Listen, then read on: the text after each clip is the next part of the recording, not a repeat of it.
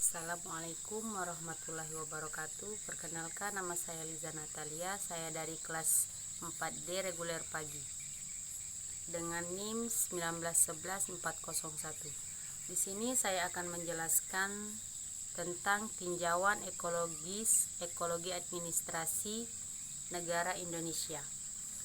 Ekologis administrasi negara Indonesia dalam menganalisa ekologi administrasi negara Indonesia digunakan perincian faktor-faktor ekologis meliputi faktor-faktor ekologis yang beraspek alamiah dan faktor-faktor ekologis yang beraspek kemasyarakatan, yang meliputi ideologi, politik, ekonomi, sosial budaya, dan militer atau Hankam Ivolexosbudmil.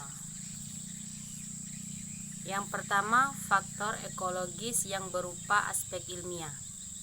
Faktor-faktor ekologis yang beraspek alamiah terdiri dari: yang pertama, lokasi dan posisi geografi; yang kedua, keadaan dan kekayaan alam; yang ketiga, keadaan dan kemampuan penduduk.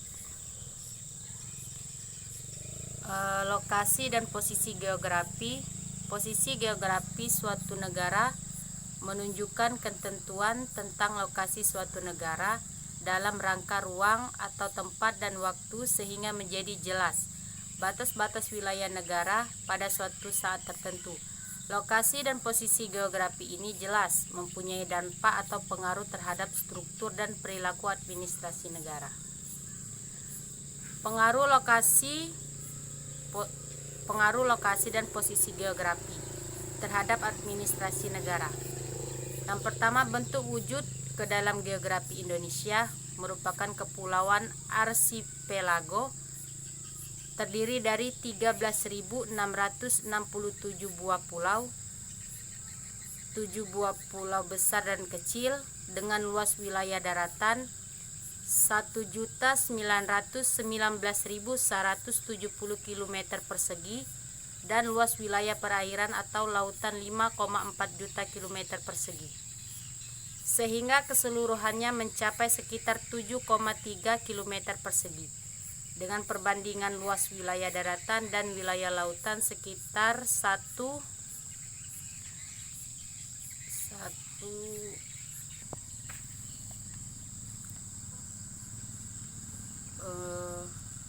daratan wilayah lautan sekitar 1:3, jelas memerlukan suatu administrasi negara yang mampu menghubungkan pulau-pulau tersebut satu dengan yang lain, sehingga pulau-pulau jadi tidak terisolasi.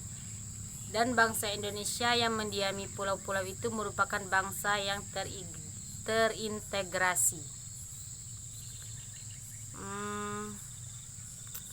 Hal ini sering menimbulkan bencana alam berupa gunung api meletus, banjir, lahan panas dan dingin, tanah longsor, dan sebagainya.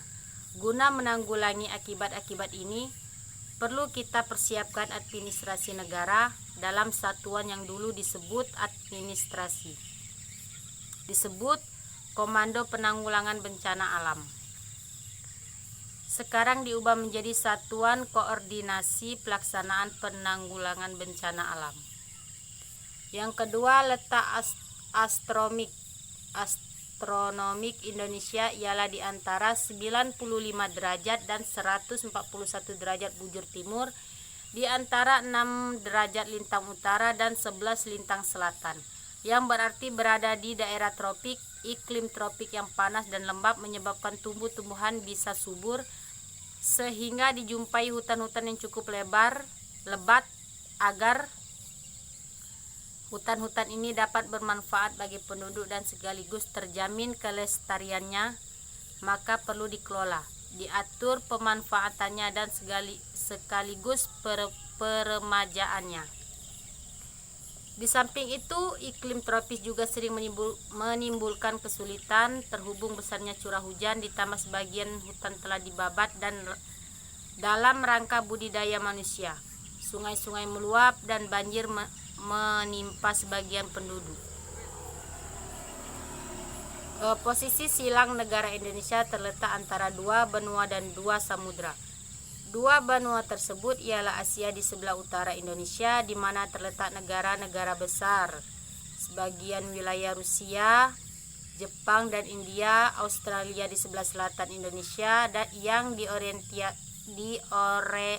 orientasinya ke barat. Dua samudra yaitu Samudra Pasifik yang perannya penting telah terbukti sejak Perang Dunia Kedua. Posisi silang demikian ini menjadikan Indonesia sebagai incaran ideologis, politik, ekonomi, sosial budaya, dan militer. Misalnya saja, jajaran Departemen Hankam dengan kemampuan di laut dan di udara tangguh, Badan Koordinasi Kemampuan di laut dan di udara tangguh, Badan Koordinasi Intelijen Negara, jajaran Departemen Luar Negeri, dan sebagainya. Pengaruh administrasi negara terhadap geografi Indonesia. Pengaruh administrasi negara terhadap geografi Indonesia, terutama lokasi dan posisinya, hampir tidak ada karena sifatnya alamiah, tetapi pengaruh pada segi lain dapat ditelusuri melalui perubahan cara pandang atau wawasan bangsa. Keadaan dan kekayaan alam. Negara Indonesia memiliki potensi kekayaan alam yang cukup besar. Beraneka ragam kekayaan alam ini dapat berupa tanah yang subur, lautan yang kaya akan ikan, dan kehidupan laut lainnya. Pengaruh keadaan dan kekayaan alam terhadap administrasi negara. Pengaruh keadaan dan kekayaan alam ini terhadap administrasi negara, nampak pada usaha-usaha untuk memanfaatkan sumber-sumber alam bagi pemenuh kebutuhan manusia. Demikian pula Indonesia untuk menggali sumber-sumber minyak di lepas pantai pada akhir-akhir ini diperlukan kerjasama dengan pihak asing. Demikian pula perusahaan bahan tambang lainnya seperti nikel, aluminium, dan sebagainya.